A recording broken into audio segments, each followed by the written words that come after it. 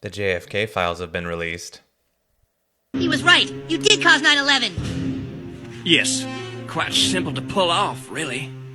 All I had to do was have explosives planted in the base of the towers. Then on 9/11, we pretended like 4 planes were being hijacked when really we just rerouted them to Pennsylvania, then flew 2 military jets in the World Trade Center filled with more explosives and shot down all the witnesses in Flight 93 with an F-15 after blowing up the Pentagon with a cruise missile. It was only the world's most intricate and flawlessly executed plan ever. Really? Why? The oldest reason in the world. Money. The towers fell and the American sheeple all waved their flags. Finally, we could invade Iraq and get the oil, which made us all even richer than before. Beautiful money. Really? I don't know how I've never seen that before, but again, it just demonstrates how well comedy is able to infuse truth effectively. It's one of the best mediums for it. Before we dive down some rabbit holes, hit the like and subscribe. It would be much appreciated. You know how when we talked about the Kanye West thing, it was like kind of softly admitted to sacrifice his mother for fame? And we've seen this tons and tons of times. People's, their brother dies and they're famous. Like there's a sacrifice, like literal actual blood sacrifices happening for worldly treasures, right? Mm-hmm. You said that the innocence that you kill in a child is a form of demonic sacrifice. Yes. What does every celebrity have now instead of dead kids? Trans kids. Trans kids. Yeah. And I've heard this said, a lot of people said, you're not going to see them killing their kids anymore. You're going to see them transing their kids. Yep. Because it's still a form of sacrifice. Wow. And if they can get away with what's the line? I'd rather have an alive son than a dead daughter. Yep. It's literally, that's their choice. That's the choice of sacrifice in the elites today. What do you think of this? I've never correlated it, but wow, that is a wild theory. And it consists of approximately 21 star systems in this part of the galaxy that they have taken over. And when they take over a planet, they usually turn the inhabitants into slaves. Not direct slaves, but indirect slave, because they want them to continue to be productive. And we were just going to be part of that empire. Would you say that we are currently under the control of reptilians? I think so. They control the media, they control the banks, they control the educational system, they control religion. What's left? So what is the actual process towards awakening that humans can achieve? How do we kick our rulers aside and activate our own potential? The main advantage that we have is our consciousness. According to an alien by the name of Kyla, who came here from the Procyon system, we have the ability to reach into the higher dimensions. The reptilians do not have that ability. That's why they try and keep us dumbed down. If we could raise our consciousness, not very much really, to the point where we see what they're all about and understand what it's all about, the game is over. They can't win here. Who do you think is really in control? Reptilians, Freemasons, aliens, the elite, banks? Who is in control? Most isolated place on Earth called Point Memo, so it's the furthest point on Earth from land, and it's kind of weird to think about, but if you were there alone, the closest other people would actually be the astronauts on the International Space Station, which would be 258 miles away, where the second closest people would be the people on Easter Island, 1,600 miles away. If you needed someone's help here, it would take 15 days for the closest people to get to you, which would be the equivalent of them traveling 2/3 across the United States. What's also interesting is this area is really close to where the sound the bloop was heard, which I did another video on this. It's either an iceberg breaking or a gigantic unknown sea creature. But this area is super close to where the Lovecraftian city of Rayla is located, so maybe it was just Cthulhu. I never really thought about the bloop sound actually being Cthulhu, but that's pretty badass. I like the theory. Shit, what the fuck's going on? Boys, stay inside. The fuck? Oh shit. Oh shit. What the hell is this?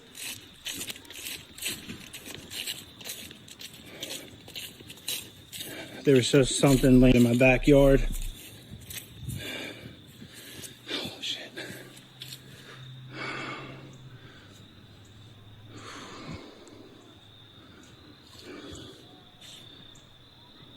The fuck is that?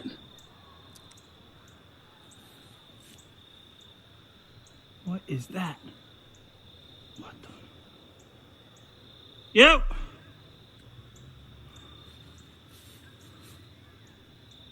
Another weak attempt at deception. Kevin Hart may have been killed in 2019 and been replaced with a clone. Wait, what, bro? The story goes that in 2019, he got in a car wreck when he was in the car with two friends. He had this nice muscle car, and it flipped over, and the top half was crunched. He said, "It's a resurrection. That's the best way for me to put it. I feel like the other version of myself died in that moment. And this new version was born to understand and do better." And then there's this interview where he literally says that he's a clone. How do you do it? I have a clone. I was going to say that. There's two of you. Cat's out the bag. Okay? It's about a good three of me. We broke it. They didn't want to release it yet. This is major news that I'm giving you. All right. I'm the first person to ever use it. I'm cloned. I'm cloned. I'm cloned. That's interesting. Now, this is all a conspiracy theory. I mean, if you just listen to his stand-up comedy routines throughout the years, like, they're a lot different than they used to. Is Kevin Hart a clone? What are your thoughts on this?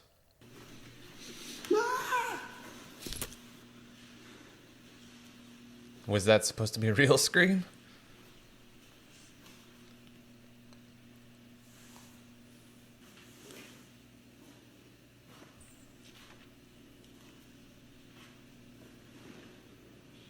Reminds me of the exhibit from the UFO Museum in Roswell, New Mexico. Great visit. Everything is ETs. What you see on Earth, such as animals, they're lower versions of ETs. Humans are versions of higher ETs. The humans are a guardian race, originally. That's what we're supposed to be, guardians of Earth and assisting all life on Earth as a guardian, following the law of one, following unity in Christ consciousness. There's a ritual within Freemasonry related to Hiram Abiff, who is an architect that's credited with the building of Solomon's Temple. And I found a link to that, and it talked about operational Freemasonry versus speculative Freemasonry. The Freemasons themselves say that they're speculative Masons, and that the Keys of Solomon, the operational Masonry, was lost when Hiram Abiff was murdered by 3 unworthy craftsmen. The Moors were murdered by these beings that can't hold a candle to them, but they can run around in fezzes and all of the regalia of the original Masons and claim to be them, but they're not. At the same time, they are brutalizing and marginalizing those. The mark of the beast is a chip. It creates a boil on your hand, and it will happen. I'm telling you, I saw it. Whenever I was in tribulation with the Lord, people were trying to fake this little chip, and it's a lot like Neuralink. If you know what I'm talking about, go Google Neuralink. It's like messes with your brain, okay? When the people get the chip, the mark of the beast, it creates an alternate personality. It alters your personality. It makes you calm. It sends out endorphins to your brain to make you calm. I'm trying to warn you, this is coming. I don't know if this chip exists yet, but it was very, very small. And instantaneously, when you get this chip, your body reacts to it. And I try to warn you all, that it sends a signal to your brain somehow and calms you down. It makes it where you are like on dopamine, and it's like all happy, but you're like, they're like zombies. They're not there in their eyes. And I warned everybody that they will use the drones by the thousands, searching the whole area always to see if your chip communicates to the drones in the sky. This will take place. And if you do not have a chip, whenever they scan your body and you are basically without one, they send the authorities to come and find you, and the drone stays on you with all kinds of technology like infrared and all kinds. You can't run. You can't get away from it, okay? So it hovers over and it flies around and follows you the whole time until the authorities find you to give you the chip, or you get your head off. And they don't even give you a chance. You either take the mark or you're done, okay? So this is what I was shown, and I'm trying to warn you all. It's coming. Jesus Christ is coming. This has long been a theory and long been prophesized and people warning about. Elon Musk is apparently coming up with this Neuralink, but a lot of people theorize that Elon Musk is already under the control of Neuralink and being controlled behind the scenes. Who knows?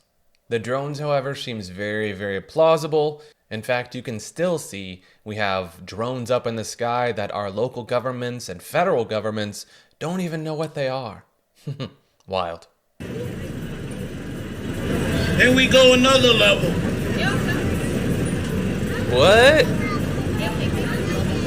You got that on camera there. Wait, we got another camera. Hold on a second, young man. Hold on. All right. How is this done? Let me cut from this side so that young kid over there can watch. Are you ready? Hold on. Do my Chuck Berry walk. It looked like it was hanging for a second. He always did that move right there, yes? And also the back. 1. Watch it again. Watch it again. Watch it again. Are you ready? Now we did levitation there. We did levitation here for your camera. What was that all about? Do you know how that was done? Engineer for AI resigned in fear. That's like the headline, like he admits that he left Google because of the fear of what he helped create, and that he wants to get away from Google and start talking about the dangers of AI, and that he regrets working on it for the last 10 years. No kidding. Yeah, it's very concerning. I have a small fraction of how this is going to affect us, but I think that this makes humans completely irrelevant in a lot of different sectors in today. It's certainly going to affect everybody listening to this. Like, everyone who is in earshot of this conversation is going to be affected by it. You know, an artificial general intelligence doesn't take over the show and start running the world, and we'll never have control again. Because there's a small potential for that to actually occur. It's not science fiction. That's like... Is that really small? Well, I feel like it's a lot more imminent than... Everybody's freaking out about it. We're getting to the point where everybody's starting to understand and get their mind wrapped around where this is going to go, how fast it's going to go, what the particular dangers are. So, artificial general intelligence, AGI, which most people agree that we haven't reached yet, they're saying that would be the substitute for the government, which is something that we've talked about in the past, AI controlling government, being the next quote-unquote logical step for the government. But honestly, it really doesn't even need to be AGI. They could very easily implement the current phase of AI, even at the elementary stage it currently is. You type, "Why is my wife yelling at me?" on Google, it'll give you a list of potential triggers such as her feeling unheard, financial stress, mental health struggles, etc. But when you ask, "Why is my husband yelling at me?" it instead assumes that he's abusive and gives women a domestic violence hotline to call. I wonder why that is. All part of the plot to divide men and women, the gender war that's very well established. We just went over this the other day. Scary stuff. This parking lot. Tell me why. Why are there footprints on the ceiling of the fucking parking garage? Footprints at Circus Circus. Footage captures the moment a meteor turned the pitch black sky to a luminous green in Turkey. Take a look at this. A green fireball was spotted in many parts of the country, including Istanbul and Ankara. Many viewers initially speculated what the object in the sky was. However, the Turkish Space Agency later took to social media to confirm it was, in fact, a meteor. I can't say exactly for sure what that was, but to see that would be quite the sight.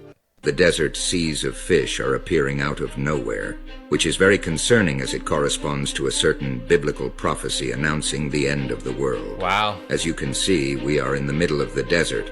Water is emerging from the ground, and there are a huge number of fish. The fish are dying, but they have emerged by the thousands, even hundreds of thousands from the ground. It's incomprehensible since there is no river, ocean, or sea where this phenomenon is occurring. This provides food, but it's very concerning because the appearance of this water and these fish in such large numbers is completely inexplicable. This could indicate that the prophecy of the end of the world is actually a magnetic pole reversal of the Earth. This magnetic pole reversal causes climate changes, as we have seen in Saudi Arabia, and disruptions in ecosystems, particularly affecting animals. For example, bird migrations will no longer be the same, and there will be significant disruptions. Fish emerging from the ground in the middle of the desert with water is unprecedented. The last time this was observed was over 12,000 years ago, according to some religious texts. This is a typical phenomenon that occurred to save a large number of animals. What do you think? That's wild. Is that real? Is that a real situation? Fish and water emerging from the sands and desert? Would you take her serious?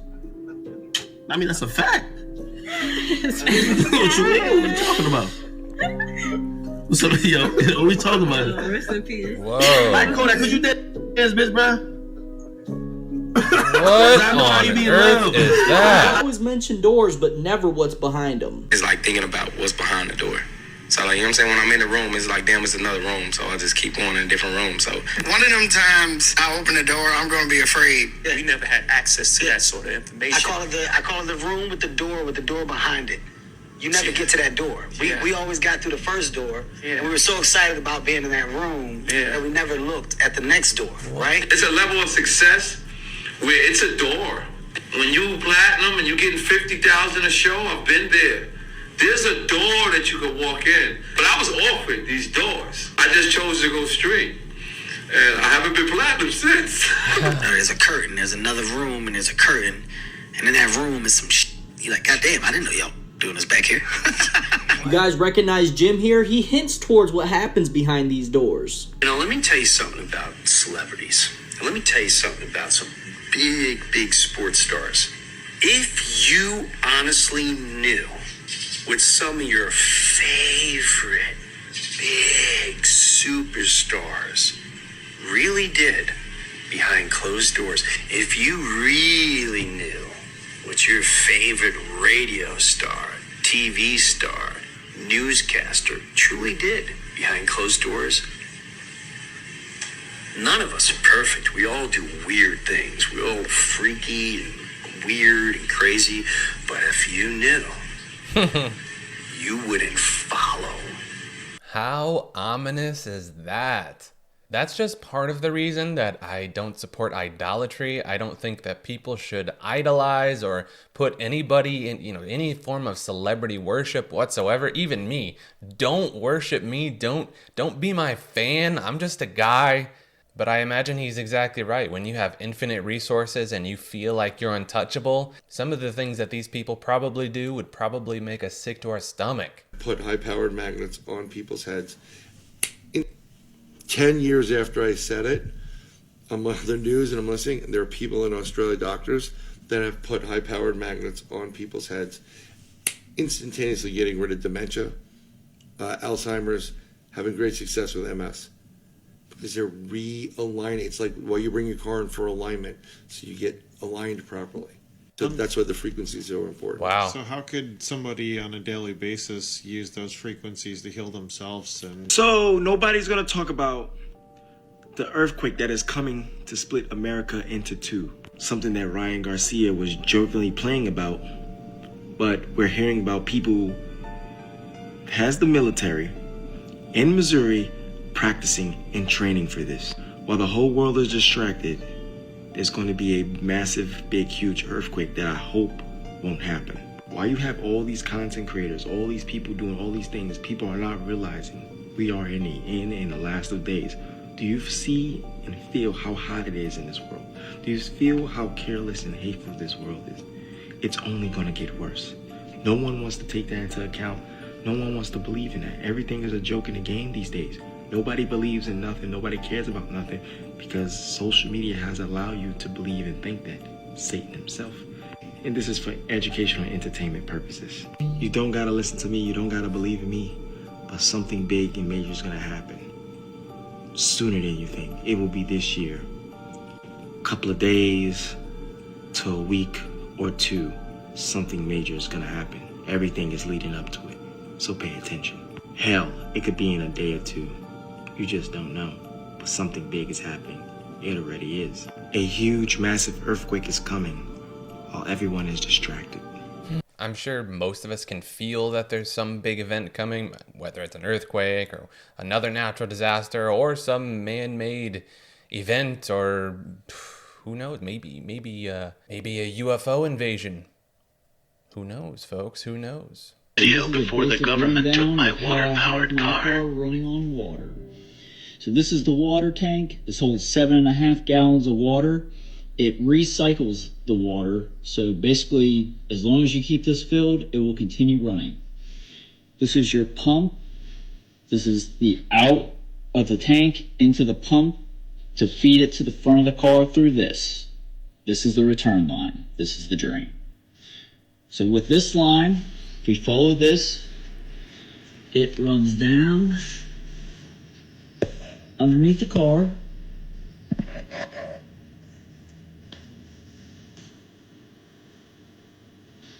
Goes through the heat exchanger, which is under here, which cools the water so that it runs better. Comes up from this line and into the top of the motor. This I can't talk about too much because this is where everything happens, but it dumps into here, and that is what makes the car run on the water. The recycled water that isn't used runs through this line, which parallels the other line that was down here. Runs back up and into here. So it's a big loop, continues looping, and that's how we get this thing to work. It makes me think of authentic perpetual motion machines that just power themselves. The hardest part of it all is just, where do you hide the battery? What is this fish? What is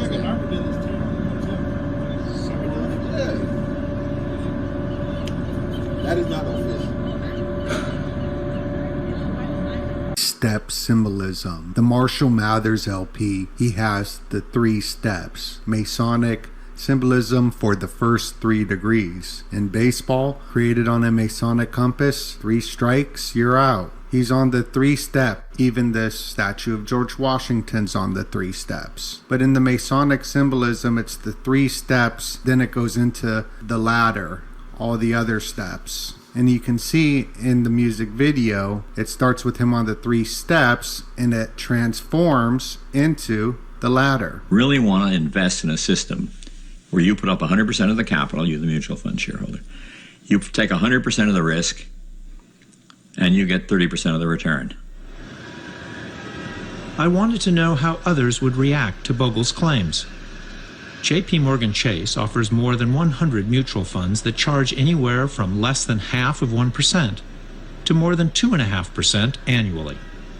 I want to get your reaction to an example that Jack Bogle gave us, and that is that if you invest over a 50-year investing lifetime in a mutual fund, making 7% a year on average, but you're paying 2% in fee for that 2% will erode something like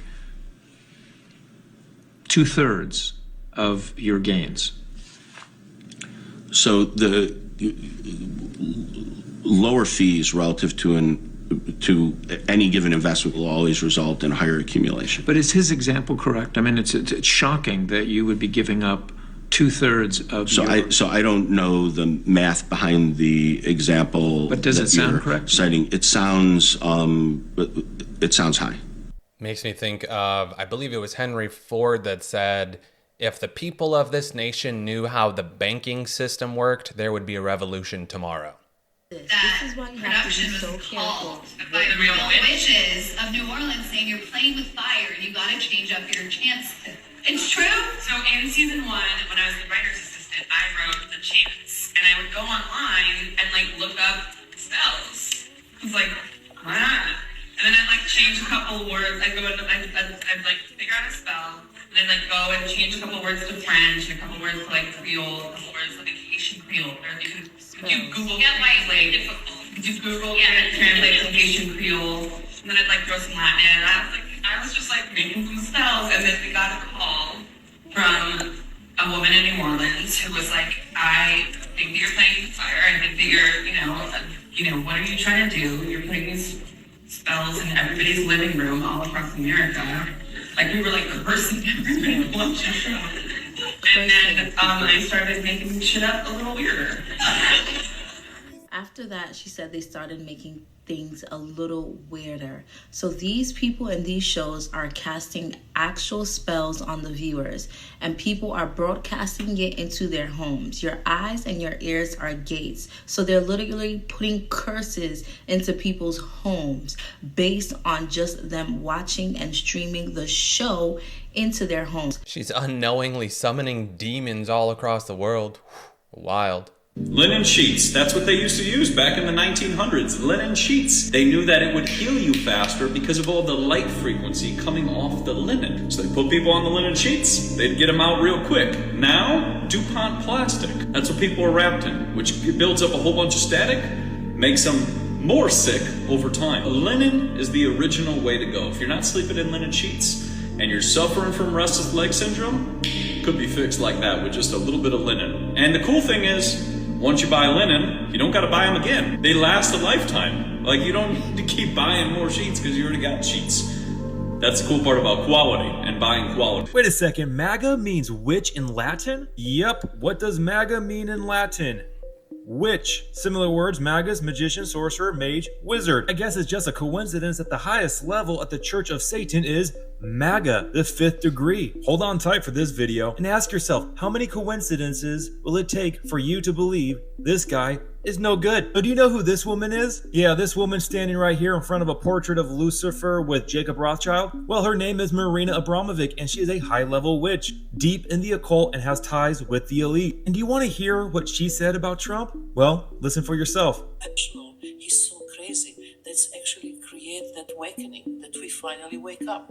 Because before it will be another guy and everything was similar. But he's so different than anything else. So he's the magician who waking us up. What do you think about that? The magician who waking us up. Oh yeah, I guess all of this right here is just a coincidence as well. You can go ahead and pause. And he was wearing this before he became president when he took a trip to Scotland to accept an honorary degree. And for those who do not know anything about Freemasonry, you have the Scottish Rite in Scotland, then you also have the York Rite. But again, this is all just a coincidence, nothing to see here. Oh, and just another weird coincidence, how the Celtic meaning of Donald is world ruler or world wielder. Now stay with me here on this one because this is a really big coincidence. So Donald Trump was born June 14th, 1946, which happened to be on a blood moon lunar eclipse, exactly when the sun stood between the horns of Taurus, the bull. Kind of reminds me of something here back in Egypt. Man, what a photo right here. What a coincidence. So yeah, let's go back to his birthday, June 14th, 1946, during the blood moon, which was 700 days before Israel became a nation. And he just so happens to be the very president who decides to declare Jerusalem the capital of Israel during the 70th year anniversary. But wait, there's more weird coincidences. We can look at the Babylon working, which was a series of magic ceremonies or rituals performed from January to March 1946, remember that year, by author, pioneer, rocket fuel scientist, and occultist Jack Parsons and Scientology founder L. Ron Hubbard. This ritual was essentially designed to manifest an individual incarnation of Babylon. The project was based on the ideas of Aleister Crowley and his description of a similar project in his 1917 novel, Moonchild. Now, the plot to this movie, Moonchild, written by Aleister Crowley, was about white magicians led by Simon whatever, and a group of black magicians over an unborn child. Now let's go back to the Babylon working rituals. The first of the series of rituals was a complete success. He met Marjorie Cameron in his own home and regarded her as the elemental that he and Hubbard had called through the ritual. Soon, Parsons began the next stage of the series, an attempt to conceive a child, a moon child, remember that, through intercourse magic workings. Although no child was conceived, so they say, this did not affect the results of the ritual to that point. Parsons and Cameron, who Parsons now regarded as the Scarlet Woman Babylon, called forth by the ritual, soon married. The rituals performed drew largely upon rituals and intercourse magic described by English author and occult teacher Aleister Crowley. Crowley was in correspondence with Parsons during the course of the Babylon working and warned Parsons of his potential overreactions to the magic he was performing, while simultaneously deriding Parsons' work to others. So what a coincidence. The spring of 1946, you have these occultists performing intercourse magic to bring forth a moon child with the spirit of Babylon, and the very next blood moon that happens after these rituals, Donald Trump is born. What a coincidence. Now, this is another weird coincidence. You know, you have Nimrod, Tower of Babel, ancient Babylon, builder of towers, desire to elevate himself above God. You got the Trump Towers, Mystery Babylon. Again, I'm still not convinced that we are Mystery Babylon, but again, some people believe that. Builder of towers, desires to elevate himself above God. We got this 2017 The Economist magazine with the cover of Donald Trump, the world ruler in Celtic, sitting upon the world. Here is a close-up talking about judgment. So there's more I could go into with numerology, gematria, with his name and other things going on, but I felt like this was enough to just point out some weird coincidences that I personally, I don't trust him. I don't trust him. I don't trust him, okay? But you can trust him, and you can believe whatever you want. You can think I'm crazy, and that's fine. But I just want you to focus upon Jesus Christ, the truth, the way, and the life. Because that is my greatest concern right now, the idolatry for this man. I'm not sure what the future holds with him. I believe he is a typology. He is a foreshadow of one to come. But there's a lot of weird coincidences, and I am seeing a lot of Christians being deceived for this man. And I'm trying to sound the alarm to not trust him. Do not trust him. Deception works by telling lies. So don't just trust his words. Look to the Lord and ask him for discernment. And focus upon him, because he is coming soon, guys. But at the end of the day, I love you no matter what you believe, whether you think I'm crazy or not. I'm not sure how you reconcile all these weird coincidences. I still don't know how to reconcile all of it. I am still kind of flabbergasted about it all. Don't know what to make of it, but I cannot ignore these coincidences, and that is why I'm bringing it to you guys. Definitely a number of strange coincidences there. But again, just like I said earlier, never idolize somebody. Never take somebody's word as truth, as the all-knowing gospel. I don't believe any of that. And for the record, I don't trust a single politician. Not Trump, not anybody on the left, not anybody on the right. I don't trust a single one. So let's peruse into some more recent discussions and conspiracy theories and the like. There's a lot of discussion about newly discovered structures found underneath pyramids. Some people are actually thinking that the pyramids are actually a battery source, or perhaps it's actually just serving, the pyramids are actually just the capstone of a much larger structure of some kind. Hopefully we'll be receiving some more information on this here soon. In the meantime, there's only a few different sources and reports for this, so it's kind of scattered discussion. I came across a conspiracy theory that I'd heard several times in various formats of The Simpsons being a psyop of some kind. Whether its creator had insider knowledge, or it was some sort of prophet that was able to predict different things, or if it was potentially just coincidences lining up. But nevertheless, I found something that I'd never seen before in The Simpsons. I've never been a super big fan of them, but I found a video that I had never seen before, and it's apparently a perfect rip, a perfect satire of the Freemason and other secret societies around the world. And I wanted to share that with you real quick. They call it the Stonecutters Guild, I believe. Let me see, what did they call it? I guess they call it the Stonecutters song. A little satire there. Is this a revealing of something, or is this strictly satire to you? And now it's time to officially demonetize the video and dive into some JFK conspiracies. As you're well aware, the JFK files have been released, and there are plenty of people pouring through all the information, putting thousands and thousands of individual documents into AI and various technologies so they can scrape and extract any sort of valuable information. So I've been going through various forums and different discussion groups to see what people are finding out. We have come to find out that less than 2 weeks before JFK's removal, he was actually in correspondence trying to get some information about UFOs. So did you know that 10 days before John F. Kennedy was assassinated on November 22nd, 1963, on November 12th, 1963, he wrote a memo, right, to the director of the CIA asking for information about UFOs. That's right.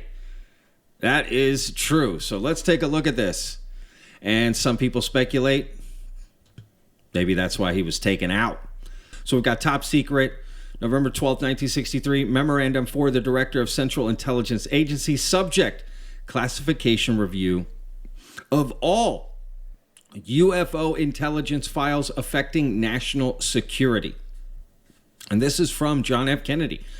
As I had discussed with you previously, I have initiated, redacted, and have instructed James Webb to develop a program with the Soviet Union in joint space and lunar exploration. It would be very helpful if you would have the high threat cases reviewed with the purpose of identification of bona fide opposed to classified CIA and United States Air Force sources. It is important that we make a clear distinction between the knowns and unknowns in the event the Soviets try to mistake our extended cooperation as a cover for intelligence gathering of their defense and space programs.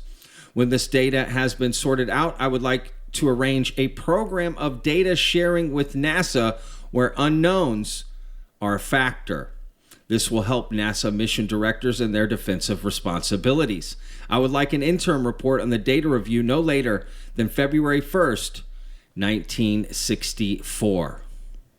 And, well, he never got that data report, right? That interim report. Did that even happen? Right? And then he says, as I discussed with you previously at the beginning of it, so meaning right up here. So he must have talked about this before, but this memo, right? 10 days, y'all, 10 days before he is taken out. This memo identifies for a fact that there are UFOs. There are unidentified things flying around that neither the Soviets nor the Americans knew what they were back in this day. We had things flying around, but not like we do today. That there were unknowns, and they wanted to separate those unknowns and have some sort of program or report about it. Is it possible that JFK was removed because he was about to find out some pretty damning evidence on UFOs? And while I was doing some research, I came across another clip that I'd never seen before, and, well, I'll just let it speak for itself. Everything seemed normal as the president's Secret Service bodyguards kept their ever-watchful eyes on the crowd.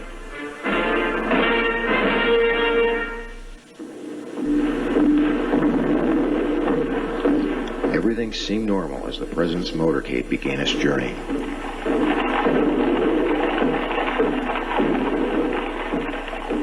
Everything seemed normal. That is, up until this instant. What took place is so odd that we're going to examine the scene 4 more times.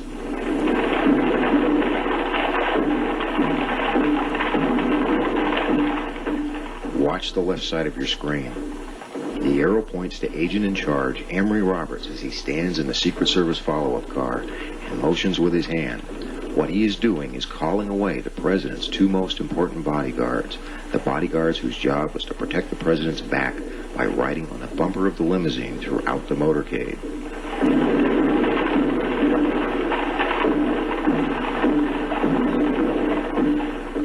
Watch again as he stands and orders the agents running at the rear of the president's car away. Watch the confusion inside the follow-up car that results.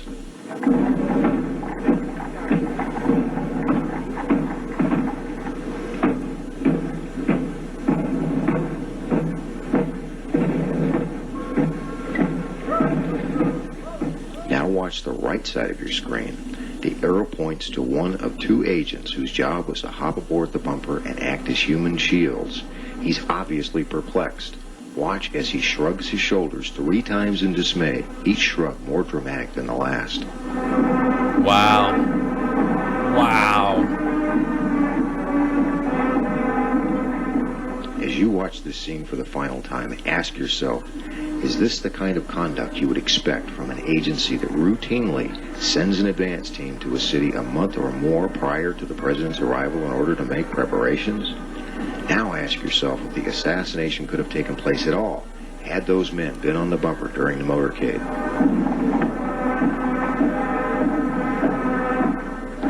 This is the rear of the presidential limousine. The back bumper is specially designed with a platform on both the right and left sides. There are also handrails on both sides of the trunk. This is where the agent should have been to provide the president even minimal security. president, unaware of the treachery behind him and the danger waiting for him ahead, continued on to his death. That is unreal.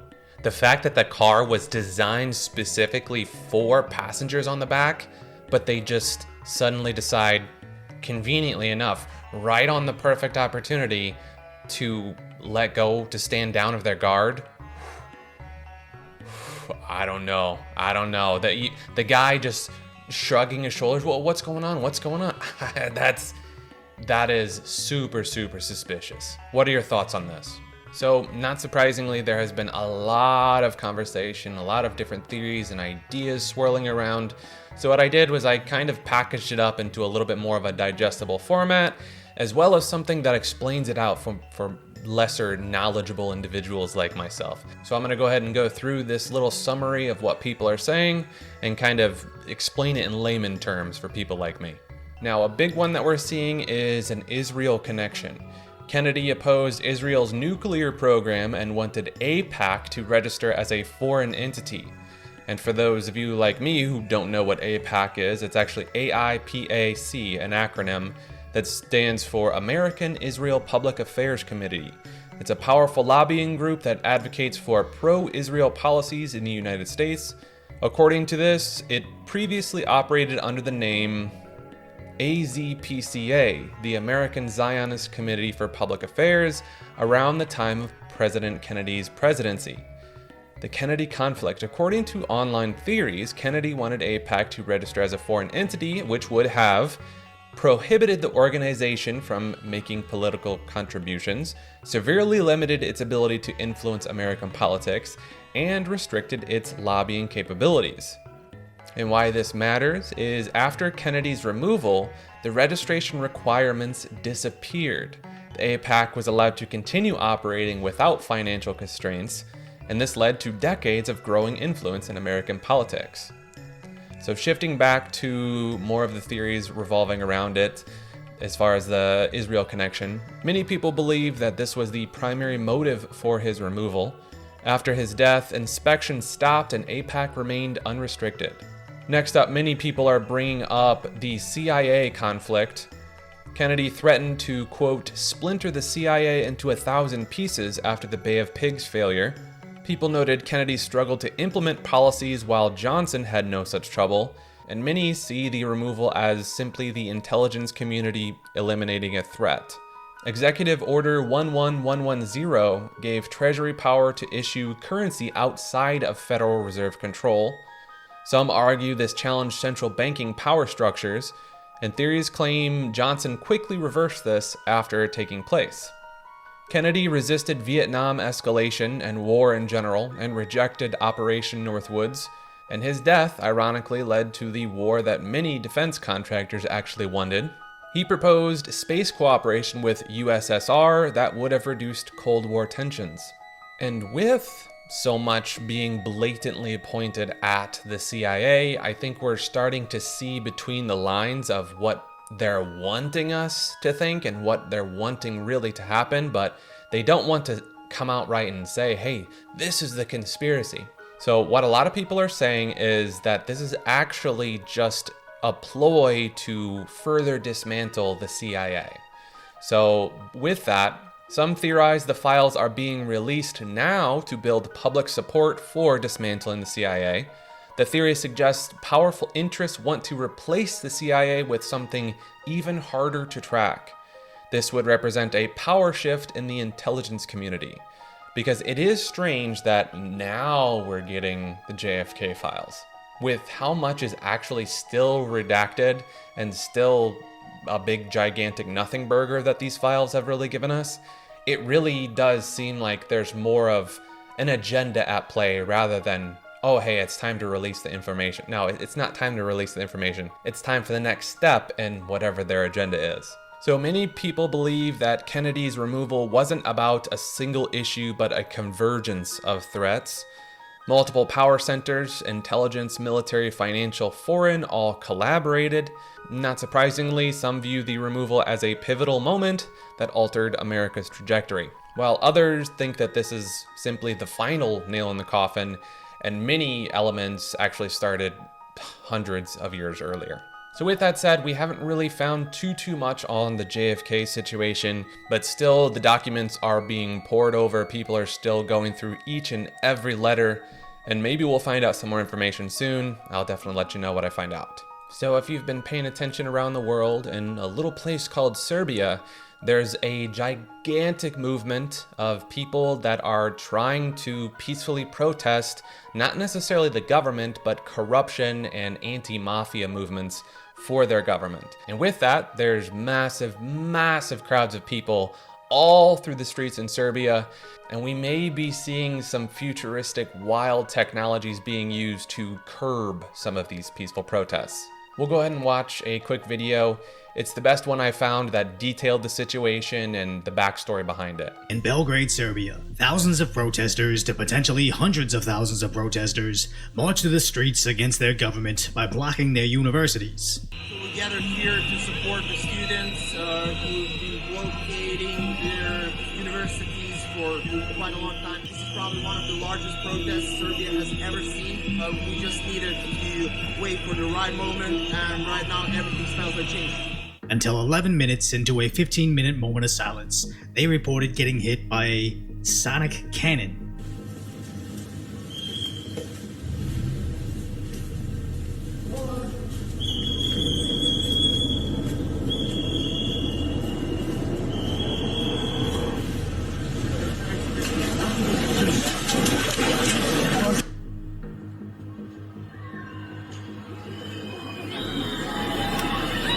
Now, one Redditor reported it felt like a semi-truck coming in at full speed, mixed with an airplane right over your head, as it was more of a shockwave than a sonic boom, but went straight through your body into your organs, extremely disorienting and uncomfortable. Now, it's hard to verify any of this, so we just gotta do our best to cross-reference anecdotes and video evidence to try to find the truth. As the German publication Deutsche Welle reported on the unexplained noise that startled the protest, where an independent outlet stated it was an acoustic weapon or sonic cannon, which is part of the Serbian security services arsenal, while the local police denied its use, stating it would have not been in accordance to the law. Which is interesting, as several angles show the police retreating right before the protesters began fleeing. Now, I'm not going to make any definitive statements on what I think of these protests, as obviously I don't speak Serbian and rely entirely on the official outlet's translation on what they're saying and Reddit replies, as anybody can make up stories or add subtitles to another language to completely change the context of anything. But what we do know is these protests have been going on for a while, as they were originally angry at the government's response to the railway station collapse that ended the lives of 15. And that's all I can pretty much confirm on the outside in, as the students seem angry at their president that I can't even pronounce his name correctly. I believe it's Aleksandar Vučić, and correct me in the comments if you know how to say it, but from what I can tell, he has a long history of support from the Soros family, so take that information however you like. As Reuters reports on the rallies, stating there have been months of these protests where their government denies accusations of incompetence, but says Western intelligence agencies are backing the push to destabilize them. And it is interesting to see protesters waving the flags from not Serbia were quickly shut down from joining the protest. So I believe it's a mix of everything. Students banding together to protest their government, outside forces trying to infiltrate their group to push their own agenda, and probably a local police force using the LRAD against their own citizens. As I also saw posts online of people saying it was actually a flashbang that scared the protesters, and as these are just random anonymous accounts, they have about as much credibility as that original Reddit reply. Except I haven't seen any footage of the flashbang, and from the evidence we did see, it seemed consistent with the LRAD. As this sounds like sci-fi, but the long-range acoustic device was developed back in the 2000s, and was actually used in America 4 years ago. It's actually called the LRAD device, and earlier today police demonstrated the device for members of the press. They say it is primarily a communication tool, but the warning tone can be used to defend themselves in immediate safety situations. And last night police say they deployed it twice when lasers were pointed at the LRAD truck driver and rocks and bottles were thrown at the truck. Police acknowledge it can be dangerous, but not, they say, when it's used correctly. And there have been cases around the country, we've heard reports that other police agencies have used it in ways that potentially have caused hearing damage. Which is terrifying when you think of the active denial system, where a Joe Rogan guest, and I'm not sure of his name, explained how scary it is. In the military called the active denial system. They can send a beam at a crowd coming to attack and make them stop still right in their tracks. They can make you feel like you're on fire, make you feel like you want to vomit. They can even put voices in your head.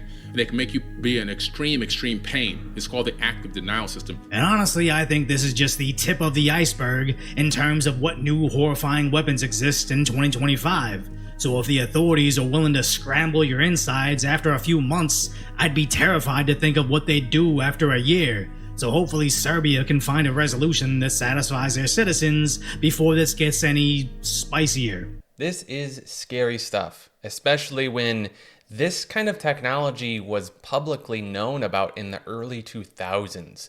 So realistically, what kind of technology are they holding back from us that they're waiting for the most opportune time to utilize against us?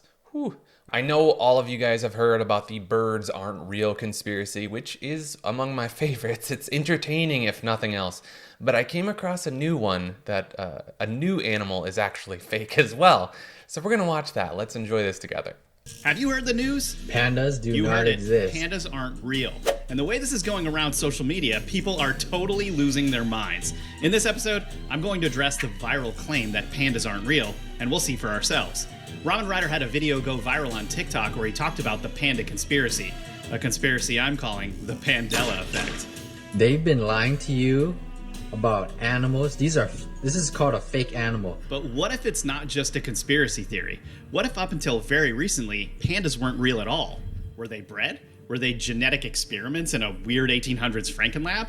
Are they people in costumes? In fact, when I started digging into this, it started going so deep I couldn't believe what I found. Pandas' anatomies make absolutely no sense. Pandas are completely missing from ancient Chinese art and culture, and pandas are so valuable today that they're used as political bargaining chips by the Chinese government. Honestly, we have to get to the bottom of where these things come from, and a combo of science, history, and spirituality might just give us the holistic picture that'll solve this panda puzzle.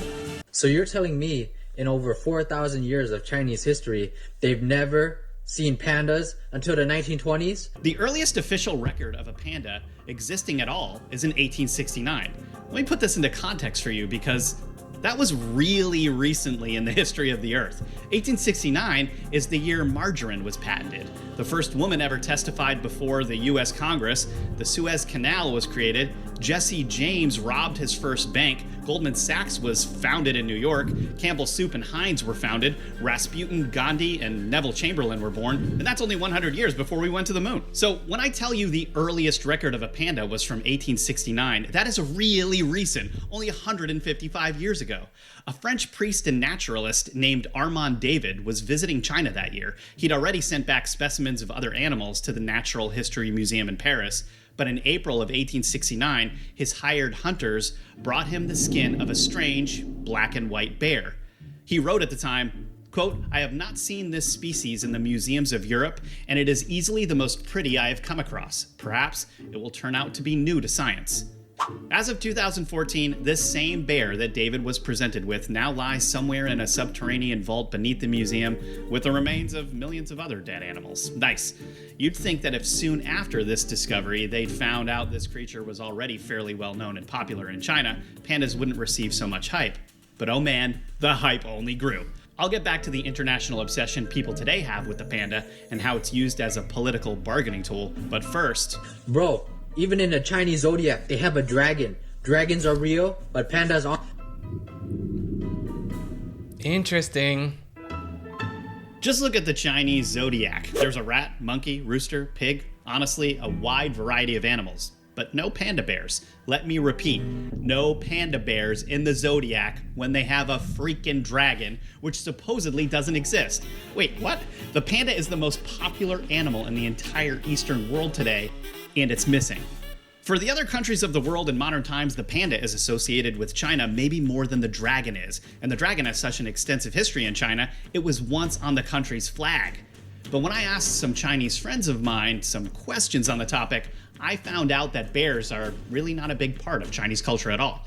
But that's not even the craziest thing. Now, how about we go further back into history to the ancient Chinese art? Because surely someone must have documented these animals in ancient paintings somewhere. But again, no pandas. No ancient paintings of pandas. Only recent ones from the last 100 plus years.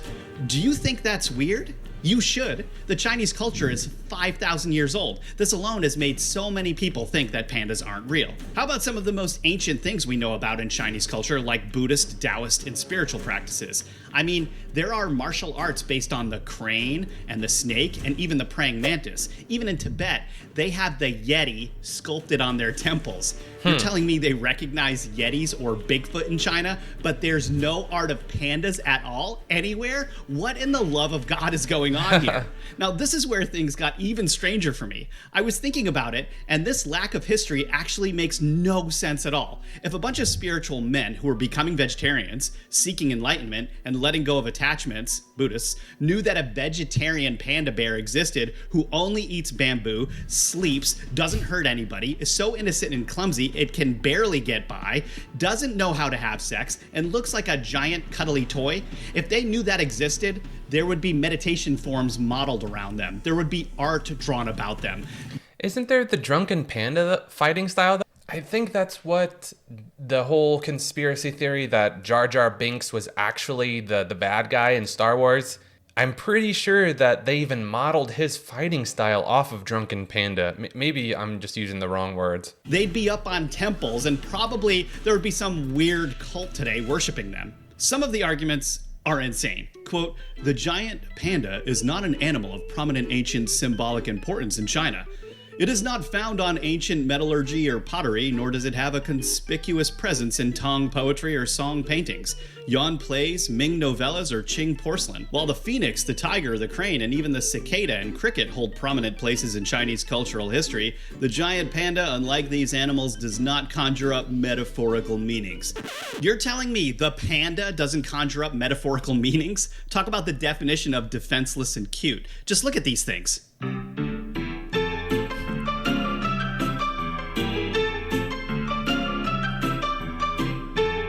Look at this picture. That's a stuffed animal. But they make you think it's real. Okay, some people claim pandas aren't real at all because of this weirdness. Another accusation is that ancient Chinese people thought pandas were monsters. But that's either saying Chinese people were stupid, which is definitely not true, or that they were just superstitious. Some researchers think that the ancient Chinese tapir was actually a panda because it's described as a black and white herbivore that resembles a pig. But that creature tore gates to shreds and was destructive. There are no panda bears doing that in China. Pretty sure the Chinese, who have the oldest culture on the planet, could have figured out how to describe a harmless panda more accurately than that. Another strange panda fact, they're one of the only animals that contemporary Chinese people will not eat. But is that just because they're a national patriotic symbol these days, or because of something deeper?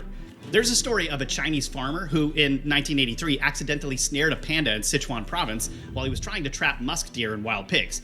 In order to hide the evidence, he chopped it up and stir-fried the meat with turnips. But the meat was so disgusting, it was inedible. And that's saying something for a Sichuan chef. They can make anything taste good. And this was inedible?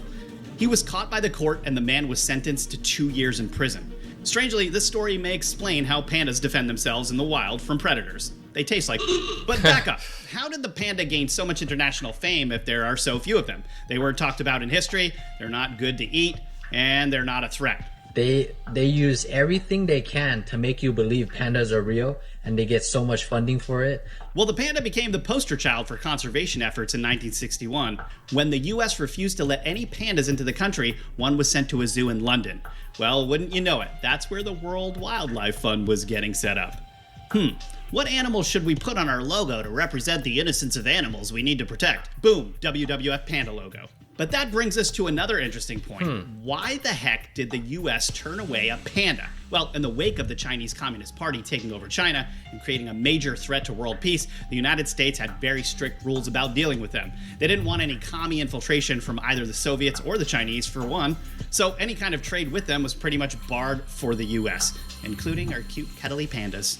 On the CIA website, I found a surprising document with a whole lot of redactions talking about panda trade in 1958. Someone was having trouble getting permission to bring a giant panda to the US, so they went and they talked to Alan Dulles, the director of Central Intelligence and the head of CIA during the Cold War. Well, Dulles talked to the Treasury Department, who denied the panda importation license. Why? Because, quote, it would constitute a serious departure from the basic policies underlying the foreign assets control. Exceptions have been made to the foreign assets control policy only where some significant security or comparable national interest of the United States would be served. Hope you got all that. Okay, maybe you're thinking, that sounds a bit extreme or ridiculous. How could it be a big deal to let a panda into the country? Well, this was the start of some major commodifying of the panda bear. This is what everything was building to, the panda bear being used as a sneaky political bargaining chip, which we'll get into in a moment and will blow your mind. Because right now, I need to talk about the weirdest information I found about pandas. Pandas do not exist. They don't exist in people's homes, they don't exist in the wild, but they do exist in the zoo.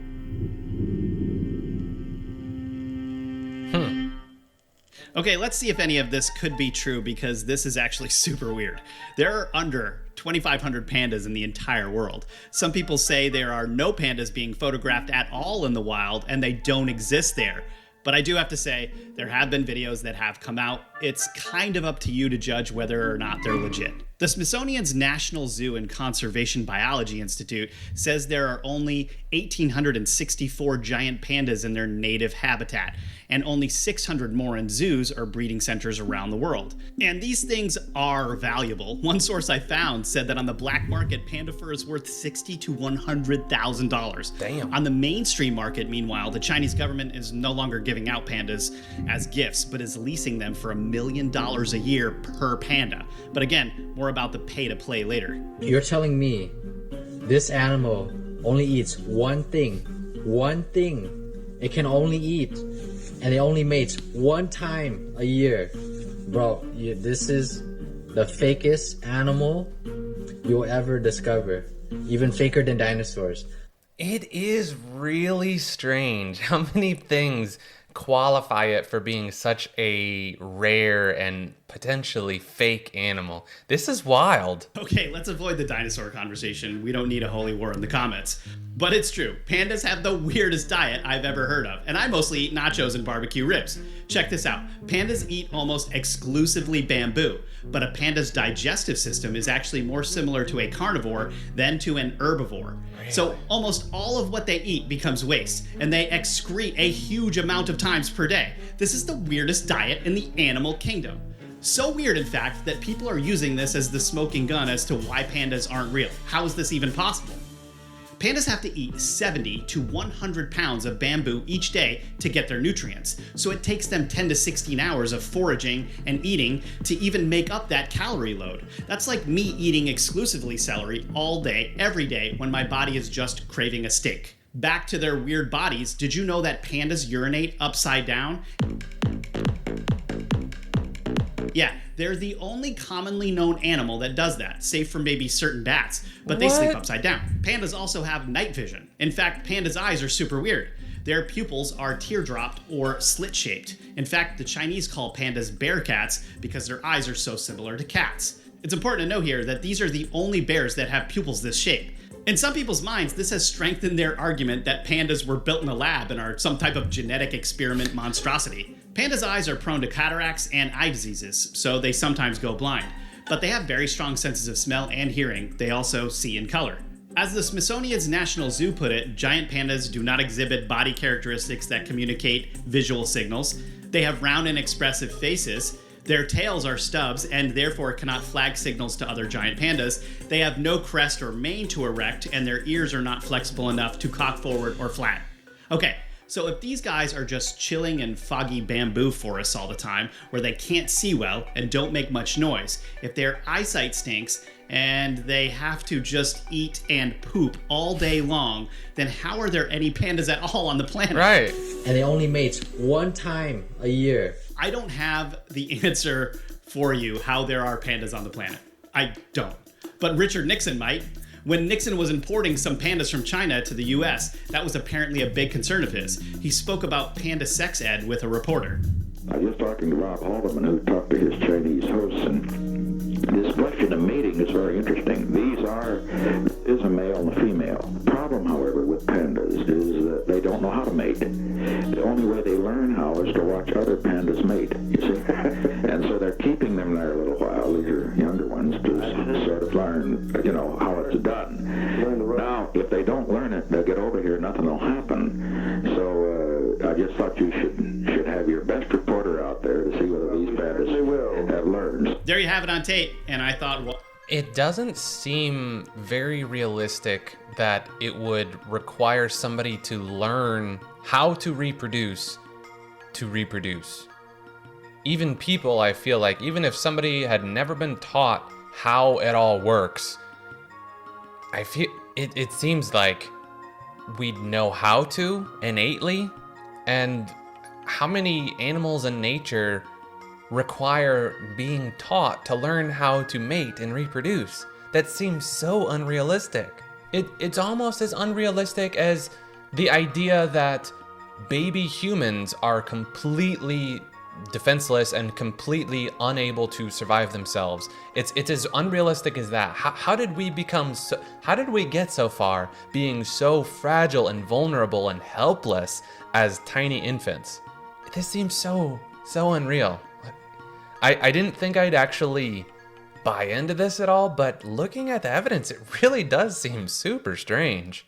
Watergate was bad. Once you get past the logistics of panda mating, though, there are more logistics of panda pregnancy. A female panda is only fertile, ready for this, 24 to 36 hours total a year. So that's a tiny window of opportunity. Oh. Then if they do get pregnant, the babies are born as gummy bears that have to survive to adulthood. Can I point out the obvious, that all this seems to really fly in the face of survival of the fittest as a concept? Seems like it'd be real easy to take one of these babies down. So no pandas should have survived until today. Now, some have claimed that fossil teeth of pandas were unearthed in the past. But these are actually not panda teeth, not even teeth from a direct ancestor, but speculated to be a close relative. There is actually zero hard evidence of pandas ever having existed before the 1800s. For real. What? You know, a group of pandas is called an embarrassment. Given how absurd they are now, I can see why. They have fake animals in zoos just to gain popularity, gain money, gain traction. So I'm surprised they haven't brought it up in this video, but I do know that there is a type of bear, a type of panda, I want to say, where they stand up straight and they look like it's somebody in a suit, to the point where it looks fake. Pandas don't necessarily look fake to me. I can see how they resemble a bear, just a goofy, weird kind of bear, but this in particular looked like a human in a bear suit of some kind. I'll go ahead and post a picture somewhere here, and you can tell me what you think of this, but they haven't brought that up at all here. Okay, this is what this panda mystery has all been building up to. Pandas are used as bargaining chips in an international pay-to-play scheme, and it goes pretty far back. I found CIA documents saying that in the 50s during the Cold War, China was trying to get pandas over to the US, but America said no for a long time. Why? Hilariously, panda importation really would be a threat. I don't think anyone has ever exposed this before, so bear with me. Then I'll get to the biggest question of all, whether pandas are real. Remember that recording of Richard Nixon bringing pandas to the United States? In the early 1970s, it finally happened after Nixon and his wife Pat had dinner with the Chinese premier. And Pat mentioned liking pandas. Well, the Chinese saw an opportunity there and arranged for a couple pandas to be sent to a US zoo. So there was a welcome ceremony and everything for them. And that opened the floodgates for more panda gifts to different countries.